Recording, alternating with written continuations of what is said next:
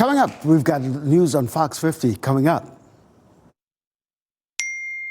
At Leith Honda in Raleigh and Auto Park Honda in Cary, we make your buying process easy. And with every new car purchase, you'll enjoy complimentary oil changes and exceptional service. It's no wonder we've earned so many 5-star reviews. You'll also get peace of mind pricing with every used vehicle, and if it's not the perfect fit, no problem. Bring it back within 3 days for an easy exchange. Visit our showroom at Auto Park Honda in Cary or Leith Honda in Raleigh. It's easier here.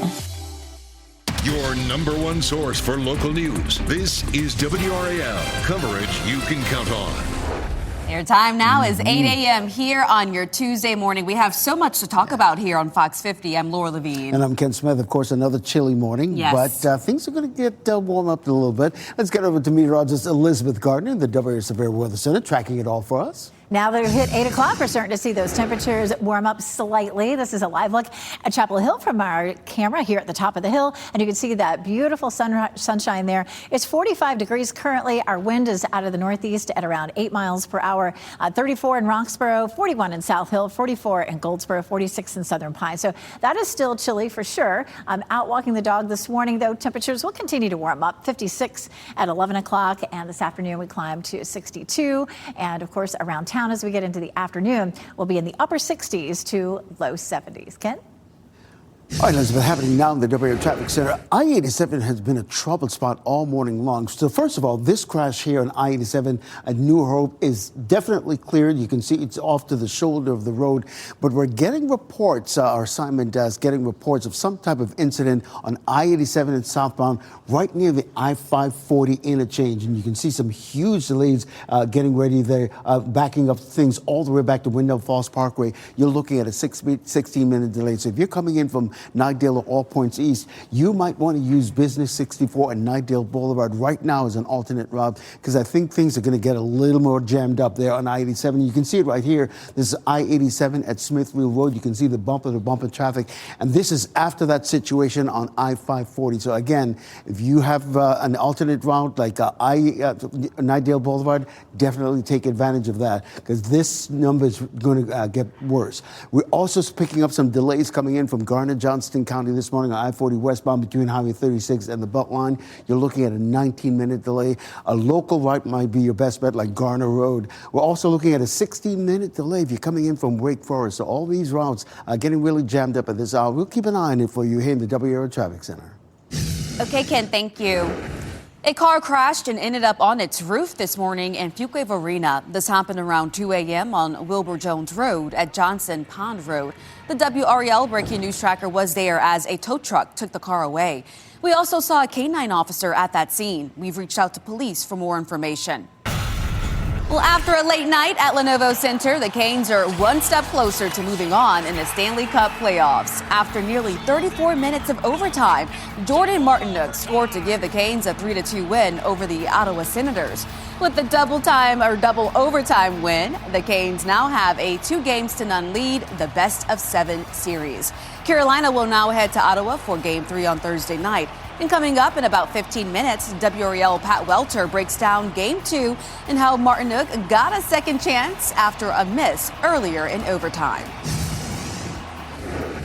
This morning, lawmakers are gathering for the start of a short legislative session. Yeah, let's bring in WRAL's Ali Katlabar. She's live outside the legislative building this morning. And Ali, we're expecting negotiations to begin again on this long overdue state budget.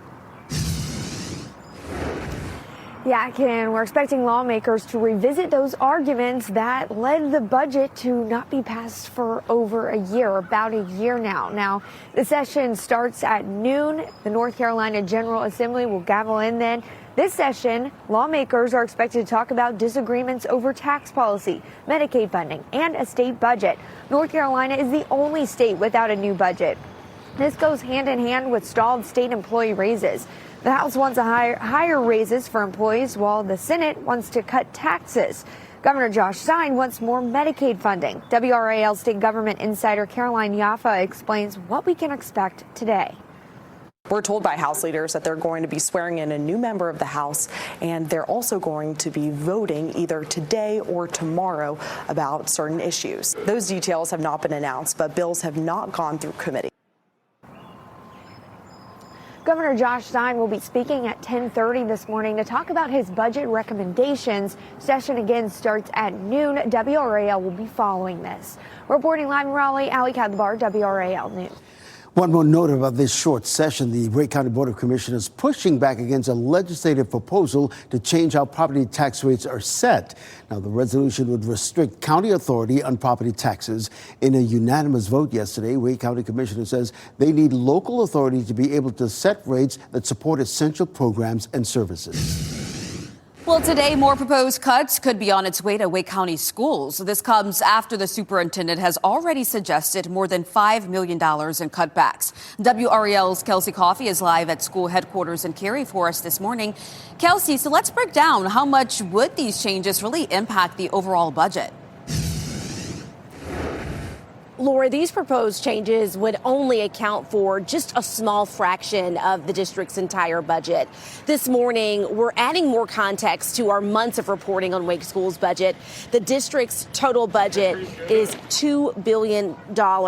Superintendent Robert Taylor proposed $5.2 million in cuts. That's less than 1% of the overall budget. State and federal funding is based on enrollment. Wake Schools has reported lower enrollment and higher cost of operations. WRAL education insider Emily Walkenhorst explains how that's a major funding issue. If costs keep rising, but revenue doesn't really go up because that headcount number doesn't go up, then it becomes a continuing problem that Wake County and other school districts are going to need to deal with for the next several years. The superintendent is scheduled to give his new budget proposal at 1 o'clock today. And then after that at 5:30, board members will discuss it. Kelsey Coffey, WRAL News, live in Cary. Well, there is uncertainty today about the future of peace talks between the United States and Iran. Vice President J.D. Vance expected to head to Pakistan today for another round of negotiations, but this comes as President Trump says the ceasefire is likely to expire tomorrow evening. As of last night, Iran's foreign ministry spokesperson says there's no plan for peace talks as of now. Passage through the Strait of Hormuz has been at the center of the conflict between the U.S. and Iran. Over the weekend, the U.S. accused Iran of violating the ceasefire agreement before seizing an Iranian cargo ship, Iran vowing to respond to this latest move by the U.S. Well, this war showing up at the pump, gas trending downward across North Carolina as in parts of our area. The new numbers out of AAA showing the average gallon of gas right now, $3.76. In Raleigh, that's $3.78. That's a 2-cent drop. A gallon of gas on average in the Durham-Chapel Hill area, $3.90. NC State Police are looking for a suspect this morning after a student reported a rape on campus. Authorities say it happened on Sunday at Braga Residence Hall on Dan Allen Drive. Police say they identified the suspect, but they don't have him in custody yet. Meanwhile, students at an Apex charter school are returning to class today after a reported bomb threat yesterday. The threat came in at Peak Charter Academy yesterday afternoon. Police were called to investigate and found there were no threats there. Police say they believe a teenager made the call, but it is unclear if they were a student at this school. A mother is speaking with WRAL after a Four Oaks police officer became a person of interest in a decades-old murder case. This is a photo of 16-year-old Josh Davis. He was killed on Gardner Road back in 2004. Investigators initially believed Davis was hit by a car. His death is now being investigated as a homicide. The SBI and Gardner police are looking into both cases and the person of interest. The victim's mother, Judy Creech, says she just wants that person to know the pain she's feeling and the questions that have plagued her for years. Was he scared? Did they bully him? Did they say things? You know, it's like, what was his last 5 or 10 minutes like? Creech says the person of interest knew her son and even signed the guest book at his funeral. The extent of the officer's involvement is still unclear. They've been placed on administrative leave pending the outcome of this investigation. Happening today, Durham Mayor Leo Williams will deliver his State of the City address. Mayor Williams plans to talk about his priorities for the city and what's ahead for the next year. That event is being held at the Durham Performing Arts Center. The doors open at 5 p.m. and registration is available online. You can also watch it live on WRAL.com at 6. Also happening today in Raleigh now, Police Chief Rico Boyce will hold a news conference to discuss the department's effort to recent crime and recent violent crime in the area. That gets started here in the next 40 minutes. We will be covering the news conference and we will bring it to you live on WRAL.com. Well, time now 8:10. Data center debate. A county in our area approving rezoning plans for a possible data center proposal. What comes next after the vote from commissioners? And quest for the cup. After a big late night win, what happens next for the Carolina Hurricanes? WRAL's Pat Welter will have more on the Canes' march through the postseason. And it's sunshine out there. Our temperatures are beginning to creep up out of the 30s and into the 40s. We have a big warm up in our forecast in the next 24 hours. I'll show you why and when we'll hit 80s again.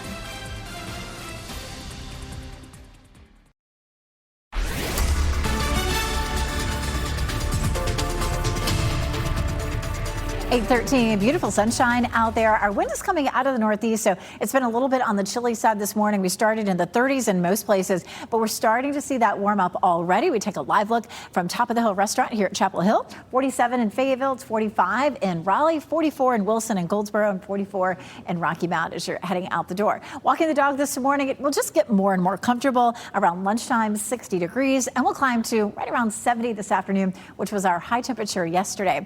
Overnight tonight, we're not as cold, and we're looking at highs in the 80s for tomorrow. Then down the road into the weekend, we do have a chance of rain. It's a fairly small chance, but I'll show you when we can see it coming up. Ken?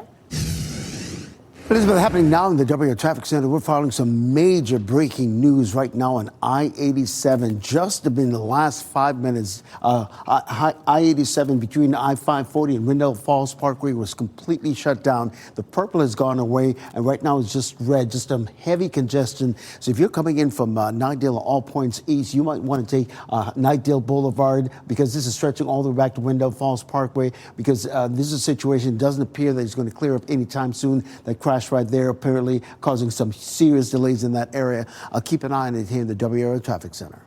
Okay, Ken, thank you.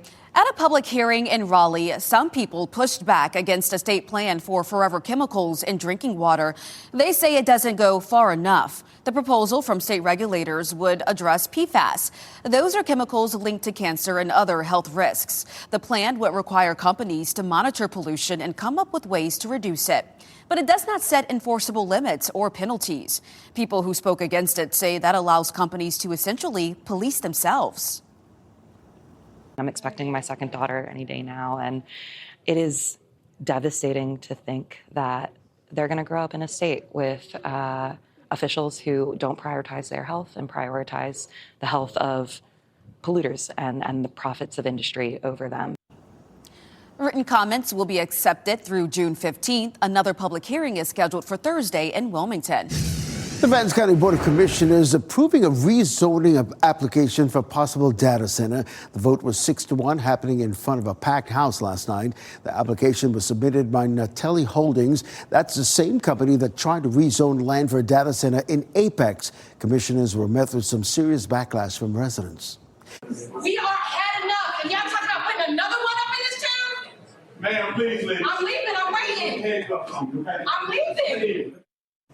Now, we should know the vote does not mean a data center is coming to Vance County. This changes rules for a company to make a proposal for a new data center. Earlier this month, a lot of people criticized the idea of bringing the data center to their community. County commissioners delayed that vote decision on that. The town of Zebulon will hold a special meeting today to discuss lead contamination at Gill Street Park. The contamination was first discovered 2 years ago, but the town just decided to close it earlier this month. The town says it kept the park partially open on guidance from an environmental firm. The meeting is at Mount Zion Holiness Church at 6 p.m. Boy, a wild finish in last night's Stanley Cup playoff game against the Ottawa Senators. WRAL sports reporter Pat Welter takes us through the final moments of that big overtime win. Well, if you went to bed thinking the Canes won, you are correct. You just might not know how it actually happened. Just a wild game 2 here between the Canes and the Senators. Goes to overtime, and the Canes appear to win on a Mark Jankowski goal. Everybody celebrating, go crazy, but wait. Jordan Stahl was offsides at the beginning of the play. But get this, there was a delayed penalty way back at the beginning of this crazy sequence, and Jordan Martinook gets awarded a penalty shot. Well, Martinook misses the penalty shot, but he gets his redemption in the second overtime. Justice is served. Canes win 3-2 in OT. Have you ever been on a teeter-totter before? I had a big guy on the other end I was the big guy on the one end. Maybe a bad analogy. I felt pretty bad when I didn't score that one. I was trying to channel my penalty shot from a couple years ago, and I definitely didn't do that. But then obviously the emotion when you score, it's the hockey's crazy. And Martinook, all kinds of humble and honest during the press conference. As he walked off, he goes, "I need a beer." And he certainly earned it after this one. Now, he did tell us he'd be lying if he said he had picked the corner on that shot. He just ripped it and hoped it went in. In Raleigh, Pat Welter, WRAL Sports. Well, video of a dust devil this past weekend is being shared all over social media across our area. Meteorologist Chris Michaels shows us the wild scene that unfolded and why more of these may happen moving forward. And Chris, I saw the video just scrolling on my phone. It was insane. Oh, it really is. And thankfully, nobody hurt by this. But you can just see how long-lasting it was. It interrupted this baseball game in Wake Forest, thanks to Angela McCain, by the way. We first brought this to you Saturday evening with Eric Miller and Grant Skinner. But there you see the tents go flying, and the thing keeps going into the other baseball field. So let's talk about how it happens and why we may see more of that later in the week.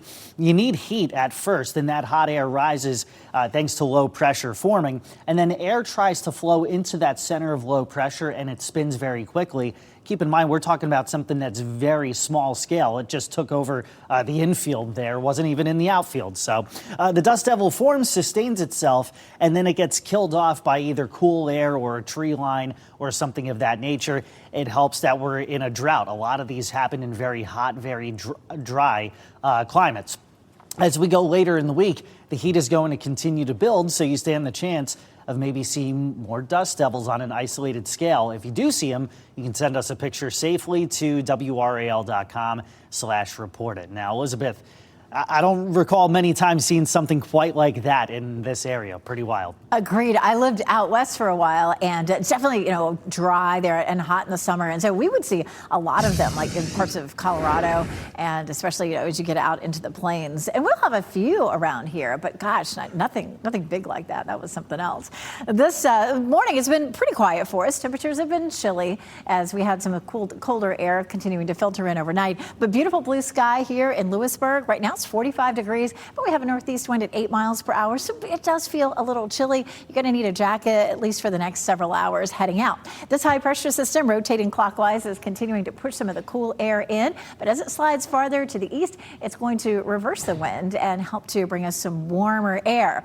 The next system that has a better chance of bringing us any rain will come on Saturday night. It's still a fairly weak system. We're going to see some scattered showers Saturday night, but hopefully there'll be a bit more moisture with this one than there was on Sunday. However, if you remember last week on Tuesday and Wednesday, we had high hopes to have, maybe a quarter of an inch of rain, and then it just didn't materialize. So we'll continue to hope. This is another front that'll drop in on us on Wednesday. We don't have a whole lot of hope that one's going to bring us any rain, but the next event, you can watch this nice line of rain, maybe even a few thunderstorms from Chicago to St. Louis, crossing the Mississippi Valley, and then eventually heading our way, mainly Saturday night. Much of Saturday should be nice and dry. This is Saturday up until around 4 p.m., and then we start to see the rain dropping southward. So if you do have outdoor plans on Saturday evening, planning to eat dinner outside or go to an outdoor show, it may be a little on the wet side, but it moves out, it looks like right now, by the day on Sunday. Wednesday, just 20% chance, but we're giving it a 40% chance on Saturday. Right now, it looks like only about a quarter of an inch. And at this point, we need 10 to 11 inches of rain to get us out of the drought. Saturday is Komen Race for the Cure, and Mike Mays is the MC. We're proud sponsors of that. It looks like it'll be dry and comfortable at race time in the mid-60s, Ken. Elizabeth, happening now at the WRAL Traffic Center. Boy, I-87, a real troubled spot this morning. Here's what we're talking about. This crash right here at I-540 and 87 causing some huge delays almost all the way back to Wendell Falls Parkway. So right now, if you're in a rush this morning, you're coming in from Nightdale or All Points East, you're looking at a 37-minute delay. So you might want to take Highway 64 or Business 64 or Nightdale Boulevard as an alternate route if you're coming in this morning, particularly if you're in a rush. The other situation is on Smithfield Road proper. They're finally getting this situation cleared. This is just before the entrance ramp to I-87 in those southbound lanes. You can see what's happening right there on I-87, that bumper-to-bumper traffic. We'll, of course, keep monitoring it here for you in the WRAL Traffic Center. Rising car prices. New data shows monthly payments for new cars are at an all-time high. 5 on your side shows you what it is and why it's happening so you can plan ahead.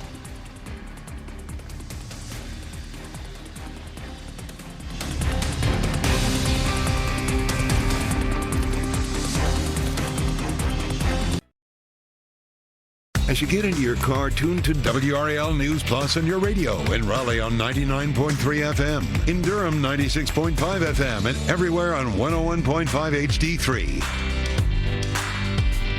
Good morning. The time is 8:26. I'm Laura Levine. Let's get right over to meteorologist Elizabeth Gardner with a look at the forecast. It's nice out there right now. We're seeing sunshine all across our viewing area. We did dip down into the low to mid 30s in a few places this morning, but temperatures are now on the upswing. Gorgeous sunshine as we take a look from our top of the hill restaurant camera here in Chapel Hill. Rocky Mount's at 44, 46 in Goldsboro, 41 in Roanoke Rapids, and 47 degrees in Fayetteville. We'll warm up quickly to around 60 degrees at lunchtime. I don't know if that's quite warm enough to eat lunch outside, but certainly you could get out for a walk or a stroll. Temperatures will climb to nearly 70 this afternoon with lots of sunshine. Ken?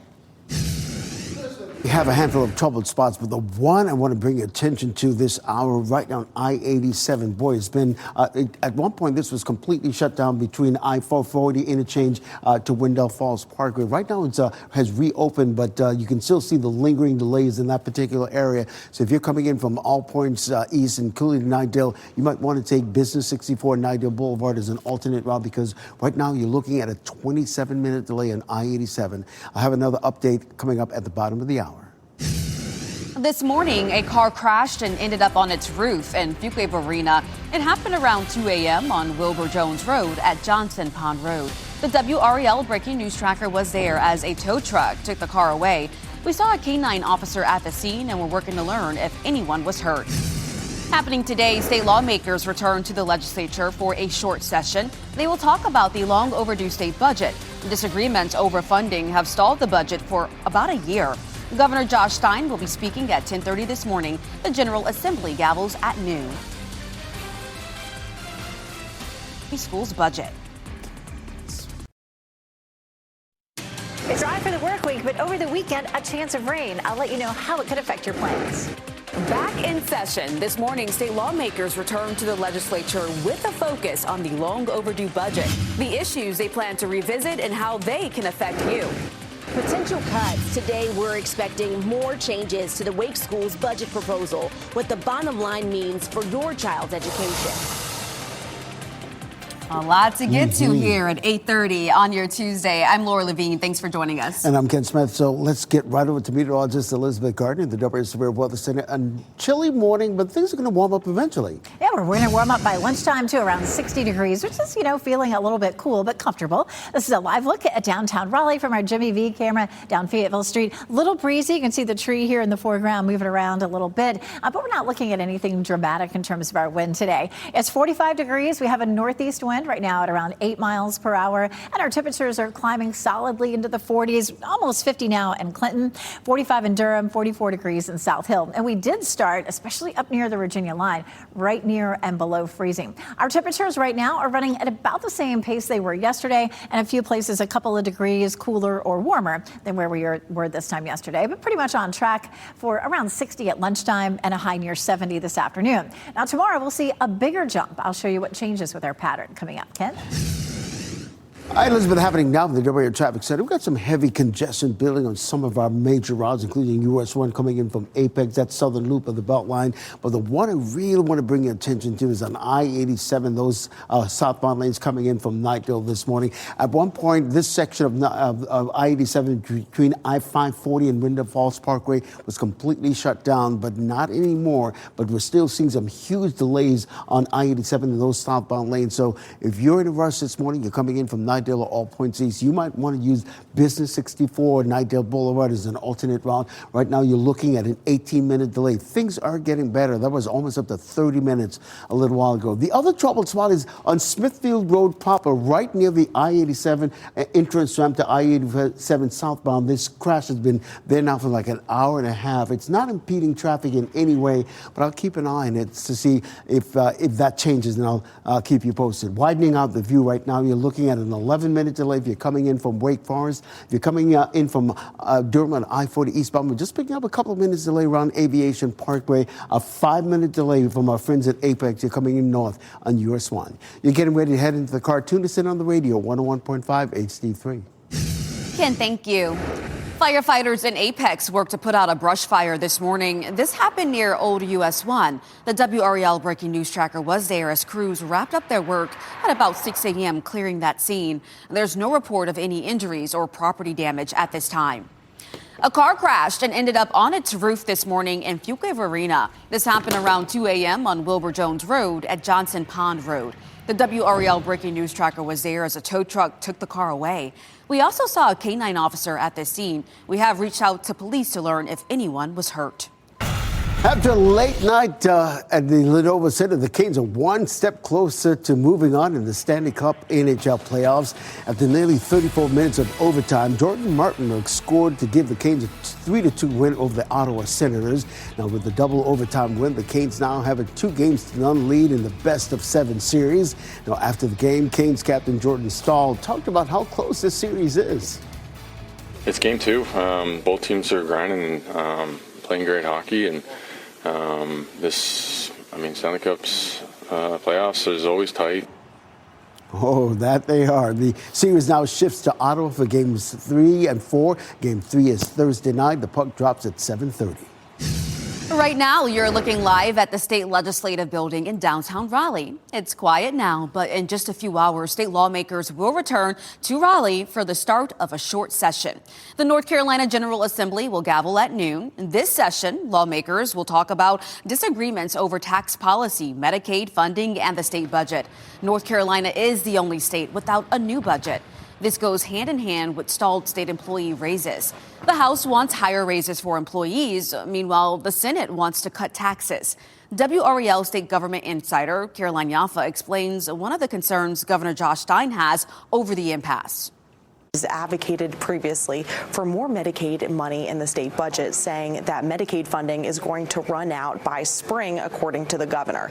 Lawmakers are at a disagreement over how much Medicaid money should be going into a new state budget.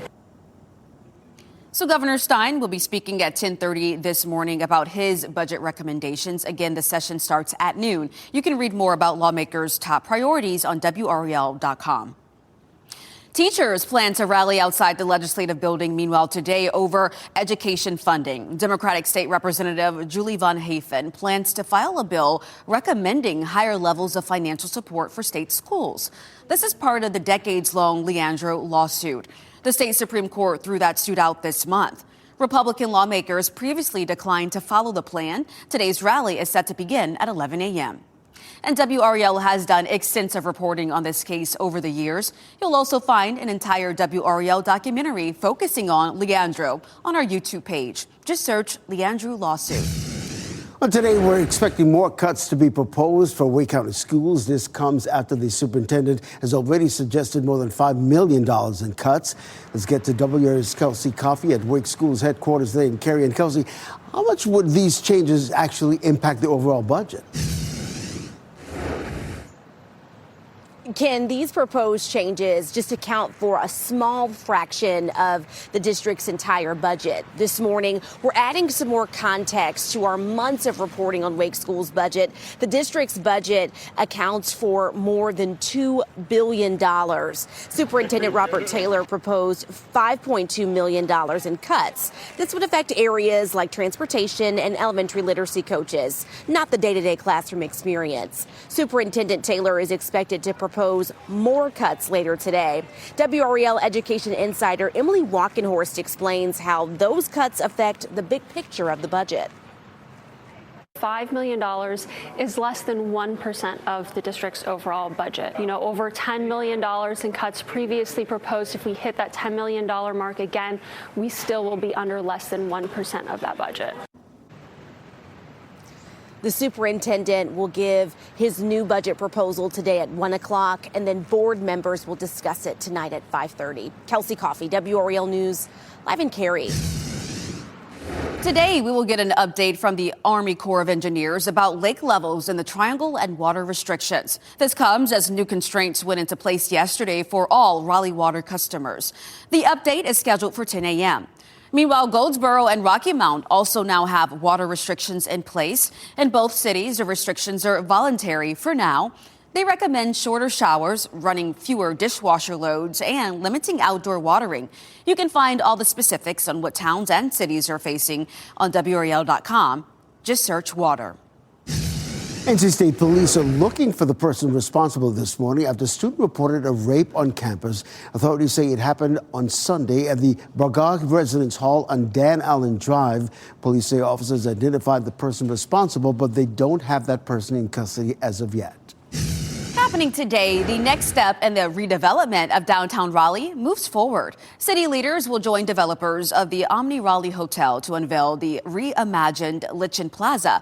The plaza is across the street from the hotel construction on Fayetteville Street. The Omni is expected to open in 2028. Today's event begins at 9:15.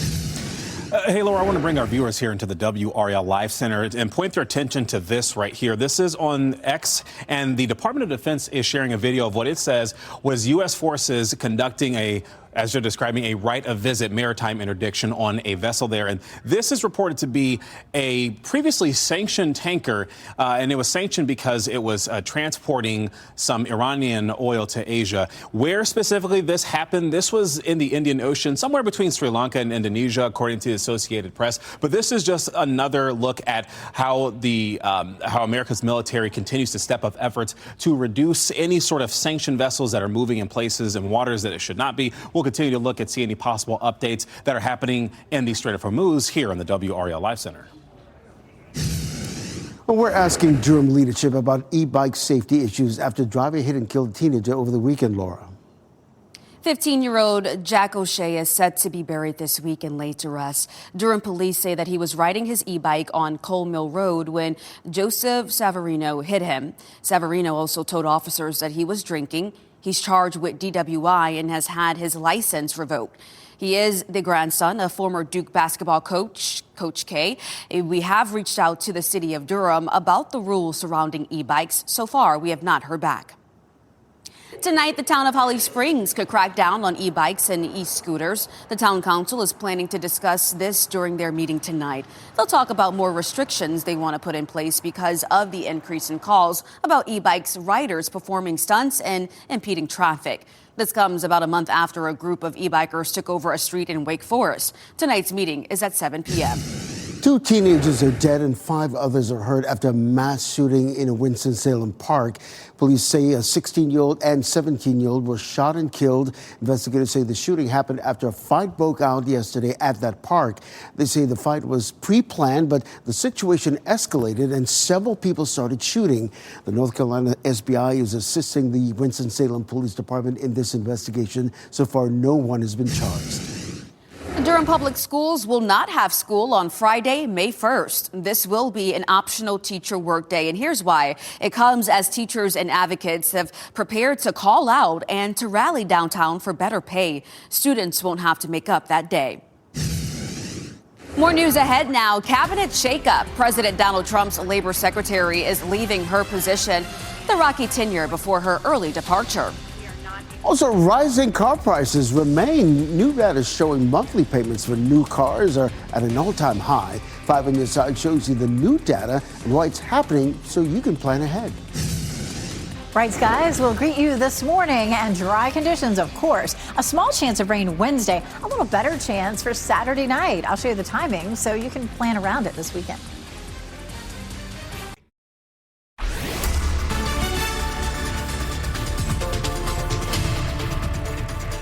.44, it's a pretty start out there. This is a live look at Apex as we look down Salem Street. A little windy out there. You can see the trees moving around, so that's making it feel a little bit cooler. Temperatures are mainly in the 40s heading out the door. 45 in Raleigh, 43 in Roanoke Rapids, 45 in Durham, and 48 degrees in Goldsboro. But we'll have a quick warm-up. Temperatures by lunchtime are right around 60, and we'll climb into the upper 60s this afternoon. If you're taking the kids to after-school practice, it'll be 68 at about 4 o'clock, and then it's still pretty mild by 7 in the mid-60s. Now, tomorrow's highs will move right on up into the 80s. I'll show you why we'll see such a big change so quickly. Coming up, Ken. Elizabeth, I-87 remains a real troubled spot this morning. Here's what I'm talking about right now. You see the huge delays between I-540 all the way to the Windham Falls Parkway. There were a couple of crashes there. One is in the clearing phase. The other one just happened within the last few minutes. Right now, you're looking at a 12-minute delay. So if you're coming in from Knightdale or all points east, you might want to take Business 64 or Knightdale Boulevard as an alternate route. I have another update in less than 10 minutes. Ken, thank you. A man who had a profound impact on WRAL's legacy has passed away. Clarence Williams retired in 2015 after 49 years with WRAL. He was hired in 1966 as an intern and moved up the ladder to become a director and producer. Clarence stepped away for a couple of years to serve in the U.S. Army. He was known for his dedication to his work and to many nonprofits in the area. Clarence volunteered with various organizations throughout retirement. His signature smile and bow tie will be missed. Absolutely. So how much is too much to pay for your new car? 5 on your side's Alex Littlehills explores the question, are average Americans being priced out of a basic commodity?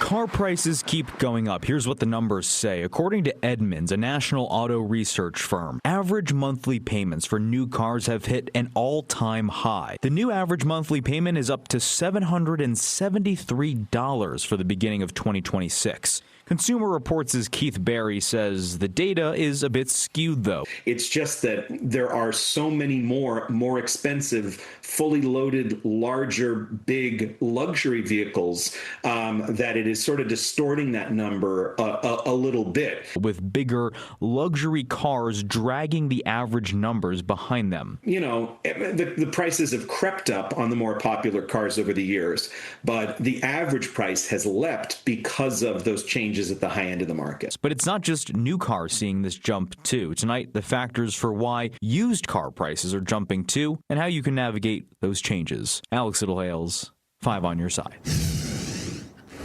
More changes in President Trump's cabinet. Labor Secretary Lori Chavez-Durimer is stepping down.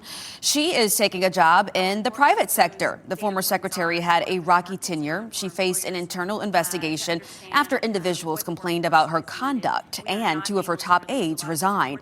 Now, Keith Sunderling will serve as acting secretary until a permanent replacement is approved.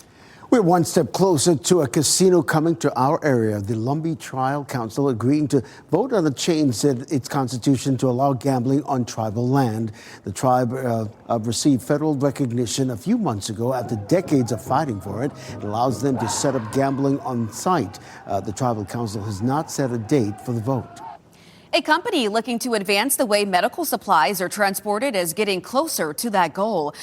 Valkyrie UAS Solutions, in partnership with Mid-America Transplant, is creating drones to improve healthcare access for rural areas. The drones can carry up to 12 pounds of samples. They are able to take off and land vertically, meaning they could land easier and in tighter spaces. On the test flights, special test tubes are helping the testing process. We are partnering with the company that have developed little test tubes that have sensors in them. They measure gyroscopic impact force, things like that. So we take that data and we can then compare it and say, okay, would this damage a sample if we're moving it? pretty interesting. So the first half of the flight routes has been set. The company is working on the second half. Middle school students in Durham are getting a jump start in the future career in healthcare. Duke Health hosting a signing day celebration just like athletes. They sent us this video. It's a partnership between Duke Health, Durham Tech, and Durham Public Schools to prepare students for healthcare careers. Families cheered on these 8th graders as they signed their commitment to attend the Durham Early College of Health Sciences. I've always just seen whatever's in front of me, take it. Your future is really about what you want to do. You control it. And I think that this will be a great opportunity for me to actually try and find the things that I want to do and actually go for it. Going for it. More than 100 students accepted a spot in the incoming class. When they graduate, they will have a pathway to jobs at Duke Health. A long-awaited sequel is here after nearly 30 years of fan requests. David Daniel has that and more in today's Hollywood Minute. You're the Owen sisters. Yeah, everyone we love dies. Oh, right. A really horrible death. But, I mean, it's not great for the Tinder bio. Nicole Kidman and Sandra Bullock teach a new generation to put the lime in the coconut in the teaser trailer for Practical Magic 2. Stockard Channing and Diane Wiest also return for the long-awaited sequel to the 1998 romantic fantasy, which is due in theaters in September. Foul tarnished. In search of the Elden Ring. The Elden Ring movie has a release date. The adaptation of the critically acclaimed dark fantasy role-playing game, which is based on a story by Game of Thrones author George R.R. Martin, is set to arrive in theaters March 3rd, 2028. Warfare and Civil War filmmaker Alex Garland is writing and directing the movie, which is beginning production in the UK. Putting these foolish ambitions to rest in Hollywood, I'm David Daniel. Happening now here in the WRAL Severe Weather Center, Elizabeth, we have been dealing with some cooler temperatures, but a warm-up is on the way again. Yes. So yesterday we made it to right around 70, and it felt pretty comfortable. You know, maybe not shorts and T-shirts weather. Right. And we're going to repeat that again today, but I'm going to show everybody why our temperatures are going to go ahead and climb on back into the 80s tomorrow, and it will definitely be shorts and T-shirts weather into the weekend. This is a live look from our Dix Park camera over at Gibson Play Plaza. It's early. You know, kids are mostly at school, but the little ones may be out here a little bit later on this afternoon. It's a good time to go out there right now because it looks nice and quiet. Sometimes it is packed out there. 45 is our current temperature, northeast wind at 8 miles per hour, so it's a touch breezy. Our temperatures across the triangle are mostly in the mid to upper 40s, a little cooler in Chapel Hill at 40, or 45 in Morrisville, 47 in Garner, 43 in Rollsville right now. Checking our next weather maker, it's this high pressure system. This one is helping to bring us dry conditions and a wind out of the northeast, so that's brought some chilly temperatures. We'll see that high sliding eastward, and that will start to shift our wind direction. So you can see the blue shaded areas. That's where temperatures are below normal. The reds and the yellows are above normal. So this high will start to reverse our wind to southwesterly, and that's what's going to bring our temperatures well above normal again through the weekend. Today, feeling comfortably cool. Temperatures in the upper 60s for the triangle and low 70s in Fayetteville. Don't forget, we do have a burn ban. Of course, we're looking at extreme drought for parts of our viewing areas, severe drought elsewhere, and that's true for the whole state. So it's a statewide burn ban until further notice, and that could be quite some time. Mid 70s, our normal high, a little below that today, a little above it on Wednesday, but well into the upper 80s for us on Friday and Saturday, and we're going to see some humidity along with it. I feel like most of the heat waves that we've seen so far this spring have brought very little humidity, but that's not likely to be the case Thursday and Friday. On Saturday, we should be dry for the Race for the Cure. We are proud sponsors. Mike Mays is the MC, and comfortable at mid-60s at the start of the race. Saturday night, we may see some showers, and that brings us cooler temperatures for Sunday. And I'll be out there with Mike Mays this weekend. Thanks, Elizabeth. Before we go to break, here are the winning lottery numbers, and we'll get another check on